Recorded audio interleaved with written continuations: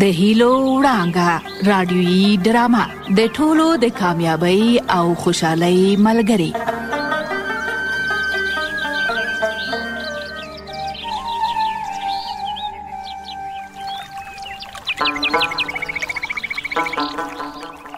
سلامونه او پیرزوینې مې ومنئ.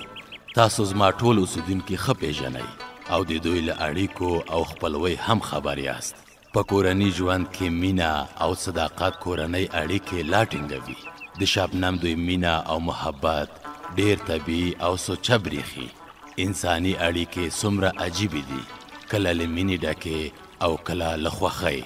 زه خو وایم هیڅ کله د خپلوۍ اړیکې که څومره هم بدې او ناخوښې وي مه یې پرې کوئ، ځکه که اوبه څومره هم خړې وي اور پرې مړ کیږي. ملالۍ لورې، څه وایې مورې؟ ته په دې لوټې کې خو اوبه در سره راوړه. ښه ده مورې. شاباس، په منډه یې راوړه. دا دې رامې وړې. لږ لږ یې په دې انګړ وشینده چې ګرد یې کیني. ښه ده. لکه چې ګرد یې راغی اوس مې ټوخی نه درېږي. وی مورې، خوله به دې په ټیکري پټه کړې وای. ته ښه وایې، دې ته خو مې هېڅ پام نه و. ته صبر، اوس مې خوله پټه کړه، ګرد به نه راځي. سنګي لالا مې ویل چې له ګرد نه بني ادم ناروغه کېږي. ښه ښه، ځکه خو ته هم خوله پټه کړې ده. تا چې انګړ جارو کوه ما خوله پټه کړه. ښه، دا څه ورته وایي؟ دا څومره ښکلی ماسک دې پیدا کړی دی. دا مې له رنګه ټوټو نه خپله جوړ کړی دی. دا به دې سنګین لالا درته ویلي وي. هو. ته ښه وایې، سنګین لالا خو دې ډېر هوښیار دی، په هر څه پوهېږي. رښتیا شبنم ریندار دې څه شوه؟ لږ مخکې اوبو پسې لاړه. ښه ده چې اوبه راوړي، د خوړو لوښي به پرې ومینځو. ځینې لوښي به زه در سره ومینځم. عمر یې ډېر دی. هغه ده شبنم خو راغله. شبنم ستړې مه شې. خیر ویسې صدیقې ترورې. ته صبر چې منګی دې زه له اوږې راکوز کړم. ښه ده ترورې. اوی سر را باندې راوګرځېده. لږ صبر چې زه دا منګی. وی مورې، دا څه ور باندې وشول؟ شبنم، دا څنګه یو په یو داسې شوې؟ نه پوهېږم، دا څه ورځې کله کله داسې شم. ښه ښه، ورخطا کېږه مه، کېدای شي چې نو ته څه وایې چې ولې داسې شوم؟ خدای به خیر کړي، ته اندېښنه مه کوه. مورې، ډاکټر ته به یې بوځو. لږ صبر، زه پوهېږم چې څه وکړو. یو ځل به له نرسې فرزانې سره هم مشوره پرې وکړو. ترورې، زه خو نه پوهېږم چې څه مریضي به مې وي. ملالۍ لورې، ته ورشه نرسه فرزانه وګوره، ورته ووایه چې یو ځل زموږ کره راشي. الله ترورې، شبنم په تا څه وشول؟ شبنم، تا ته وایم. عاشقه، هغه لنډۍ ده چې وایي ملنګه دوې ګټې دې وکړې، یو دې خیر ټول که بل دې وکړل دیدنونه. چنار ګله، یو خو مې ستا په خبرو سر نه خلاصېږي. د څه شي دوه ګټې مې وکړې؟ کور دې له غلی ډک شه، له تا نه دې دا چرګ هوښیار دی. مقصد مې دا دی چې یو خو دې له امت مصیبت سره لانجه غوڅه شوه، بل دا چې تر خپل چرګ دې ښه چرګ واخیست. خو دغسې سپینه معبودینه راته وایه. دا دی د موټر واډې ته م راورسېدو. هغه دی د کلي فلنکو چې همالته ولاړ دی، یو څو سوالۍ هم پکې دي. عاشقه، تاسو درې واړه کلي ته ځئ؟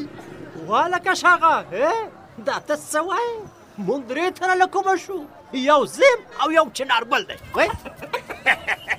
ولې یو د دا کولنګي چرګ دی، درې واړه موټر ته وخېجئ او کرایه به هم د درې تنو ورکوئ. دا څه پلتې وایې ته؟ د چرګ کرایه چا اخیستې ده؟ که چا اخیستې وي که نه اخیستې، خو زه اخلم او ځکه یې اخلم چې دا چرګ ډېر چاق دی، لکه اوښ داسې چاق دی. اوښ چنارګله، وایه څه دې وایې لاشقه؟ ته به داسې وکړې چې په موټر کې به لاړ شې، زه همداسې پلی تر کلي درځم. زه دومره بې اضافي نشم منلی. ته لږ صبر وکړه، کور دې له غلی ډک شه. شاغه ښه سړی دی، لږه ګزاره به وکړي.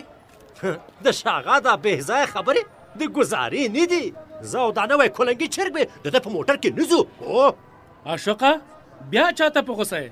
ورکه که فیروز سازه ته ورته نصیحت نه کوې. چاته نصیحت نه کوم. وای دا ستا کلینر نه دی، شاغه دی که څه بلا دی؟ وای فیروز استاذه شاغه سه ټوکې ورسره کوي خو عاشقه سه د مرچو په څټه ناست دی. په دې کې ټوکې له کومه شوې چې ما ته وایي د کولنګي چرګ کرایه به م راکوې؟ دغه ده. ټوکې موکې نه کوم، تاسو خو وګورئ د کولنګي چرګ وزن ما ته ډېر ښکاري. ته راکړه چې ویتلو. وایم لره کلاس دی چې وایم لاس ور نه وړې. ته چېرته د چرګ په قدر پوهېږې؟ هغه خیر دی عاشقه، شاغه ټوکې در سره کوي. ته موټر ته وخېجه، د چرګ کرایه خو نه درنه غواړم چې خفه کېږې، خپله کرایه هم راکوه. خپله کرایه خو به په دواړو سترګو درکوم. خو ګوره تر هغه پورې چې شاغه راته ونه وایي امر وکړي موټر ته نه خېځم. زه به په تا نو څه امر وکړم؟ بس ته دغه امر وکړه که نه چې د چرګ کرایه درنه نه غواړم. بس زه په منډه دغه موټر ته پورته کېږم. کور دې لغلی ډک شه خو موټر ته ورخېږه. هغه دی شاغه سر درته خوروي. وای چې دوه منه سر خوروي خو دوه ګوتې ژبه دې وخوروي. شاغه ورته ووایه عاشق به نه خفه کوي. چې استاد فیروز حکم وکړه اوس نو عاشقه موټر ته ورپورته شه. د کولنګي چرګ کرایه دې که په خپله خوښه راکوله سمه ده، که نه نه یې غواړم. عاشقه راپورته شه. د هغسې فیروز استاده موږ موټر ته ورپورته شوو. کور دې لغلی ډک شه، حرکت وکړه سورلی هم پوره دي. الله چنار ګوله چرګ وتښتېده چرګ وتښتېده. وایې پرېږده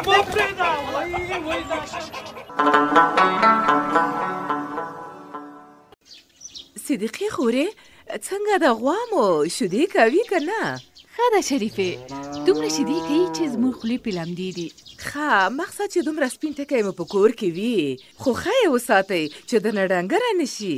په ساتنه خو یې ښه ساتو، واښه مو هم ډېر دي، کنجاړه هم ورکوو. څاروي چې ښه وساتل شي برکت یې ډېر وي. صدیقې تو شریفه هم دې تاوده پیتاوي ته ښه خوشحاله سره ناست یاستې. ستړي مشي. خیر وسي خیر وسئ. راځه ته هم کېنه، بیا به دننه کور ته لاړې شو. ښه د شیدو چای به هم درته وویشوم. چای د در باندې خیر شي. مالکه شمتان بزګارئ ماشومانو ته یو دوې جوړې ګلدوزي جامې راته وګنډي که څنګه؟ په نیمه شپه به یم ګنډي درته. خو دا خو دې څنګه پکې راویسته؟ پیسې به یې ناختې ورکوم ناختې. د پیسو خبره نه ده، شبنم غریبه یو څه مریضه ده. اوس هم فرزانې ته ناسته یم چې راشي او یو مشوره ورسره وکړم. وی صدیقې زه خو د شبنم له ناروغۍ نه یم خبره، که نه پوښتنې ته به یې راغلی وم. پوښتنه دې جار شم، پوښتنه به یې بیا وکړې. هغه ده فرزانه هم خو راغله لکه چې دی خوا را روانه ده. دلته راځي، مخکې مې ملالۍ ورلېږلې وه. ښه صدیقې خدای دې شبنم ښه کړي، زه به بیا بل وخت راشمه، اوس د ناسمه. وی لږه کښېنه چې فرزانه هم راشي، دا ډېر وخت ما هم نه ده لیدلې. فرزانه د خدای په تاسو نیک مبارک کړي. هغه چې راشي ما ته وایي چې تاسې دایتوب کوئ، د ډاکټرۍ په خبرو نه پوهېږي. ښه نو څنګه چې دې خوښه وي. سمه ده زه دنه لاړم، خدای په امان. په مخه دې ښه چې فرزانه راورسېږي دننه به لاړې شو که څنګه شریفې؟ زه خو وایم چې همدلته د شبنم په ناروغۍ ورسره وغږېږه، بیا به وروسته د شبنم پوښتنې ته تاسو کره لاړې شو. څنګه؟ السلام علیکم. وعلیکم سلام. فرزانې ګلې ستړې مشې. خیر سي صدیقې ترورې، رښتیا ملالۍ راغلې وه، ویلې چې شبنم ناروغه ده. څه تکلیف یې دی؟ تکلیف خو یې دا دی چې ناڅاپه یې قی وکړ. ویلې چې دا څو ورځې مې کله کله په سترګو تیاره راشي او قی هم کله کله کوم. خدای به خیر کړي، ښه شو چې په وخت مو ماته وویل. فرزانې ته څه وایې چې مریضي به یې څه وي؟ د مریضي حال خو باید د ډاکټرې له معاینې وروسته معلوم شي، خو دا نښې داسې ښکاري چې امیندواره به وي.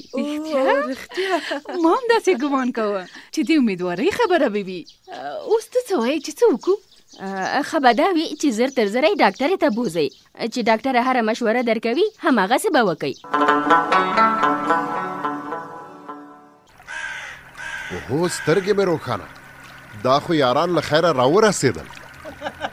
اوه که خیر وي دغه ته راورسېدلو کاکا خوشحاله بیا زه ګوره زه او چنارګل نه یو دا نیمچه باز هم راسره دی دا نیمچه بازي بیا څه ته وایي وایم کور دې لغلی ډک شه کاکا خوشحاله دا نوی کلنګي چرګ درته یادوي ښه مبارک دې شه عاشقه خیر ویسه ته دې خواته که چې زه یې ووینم چې څنګه چرګ مو اخیسته ده دغه ده کاکا خوشحاله ته خو حساب وګوره سترګې د باز دي منګولې د باز دي دا شنې او سرې بړکې لکه د طاووس داسې دي هو بالکل ډېر ښکلی دی بس چې ته ورته خوشحاله یې دا لویه خبره ده عاشق ډېر ورته خوشحاله دی کور دې لغلی ډک شه په لاره کې به یې کله د چرګ بڼکو ته کتل او کله به یې د سترګو صفتونه کول دا خو ښه خبره ده خپل مال یې دی باید دي چې خپل مال ور باندې ګران وي یاره کاکا خوشحاله تو خو هوښیار سړی اوس هم په زړه کې کرم ریبم چې دا چرګ راته لږ داسې خفه ښکاري کور دې لغلی ډک شه عاشقه ته له کومه داسې طبیبي چې د چرګ په خفګان هم پوهېږې دا وګوره ټول عمر یې په شرنده کې تېر شو اوس راځي ما ته وایي چې د چرګانو په خفګان ته څه پوهېږې ښه نو چرګ چې درته خفه ښکاري نو څه وایې چې په څه به یې خوشحاله کړي وای دا څه وایي کاکا خوشحاله د چرګانو ډاکټر ته یې وړم چې فشار مشار یې وګوري هسې نه چې فشار یې ټیټ یا جیګ وي کور دې لغلی ډک شه په دې خبره چې تا وکړه چرګان چا ډاکټر ته وړي دي کور دې لغلی ډک شه زه وایم چې کور دې له چرګانو ډک شه چې د چرګانو په قدر وپوهېږې هغه هم د نیمچه بازانو او کلنګي چرګانو په قدر یاره ستاسو ملګرتیا منم یو بل ته مو ښې دعاګانې وکړې د عاشق کور د خدای له غلۍ ډک ولري او د چنارګل کور د له چرګانو امین عاشقه زه وایم چې چرګ به دې وږی وي لږې دانې مانې ورته واچوه چې موړ شي ستا خبره چې درنه خفه نه شي ووایم چې ګل خبره دې وکړه چې داسې ده دغه ده زه به یې کور ته یوسم ته صبر زه داسې دانې ورته راوړم چې د چرګانو فشار مشار او خفګان ته ټکه وپتری دي وای چې داسې ده نو څه ته ګورې خو بسم الله که کنه راوړه هله درشه دا دی د سترګو پر حب کې به یې نغدې چاغدې راوړم عاشقه چنارګل دې په رښتیا چې ډېر ښه ملګری دی یاره وایم که رښتیا را باندې وای له دې کلنګي چرګ هم را باندې ډېر ګران دی خو دغه دا غوسه هسې له نازه پې کوو دا دي د بز د غنمو نینې مې ورته راوړې ټول مرضونه به یې ختم کړي ته صبر چې دلته یې ورته وشیندم اوس به نو زه خپل نیمچه کلنګي باز ورخوشې کوه وخوره نیمچه بازه د چنارګل نینې د هر مرض دارو دي وای دا وای هله چنارګله هله چې وتښتېده چنارګله وره والکه نیمچه باز داسې نه چې په هوا والوځي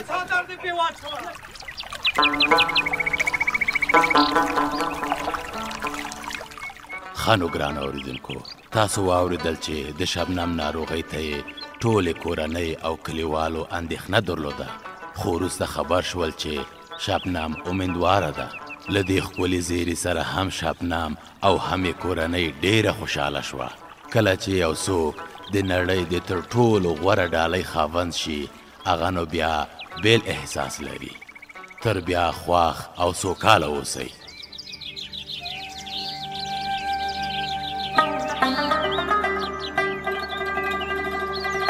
د هیلو وړانګه رادیویي ډرامه د ټولو د کامیابی او خوشحالۍ ملګری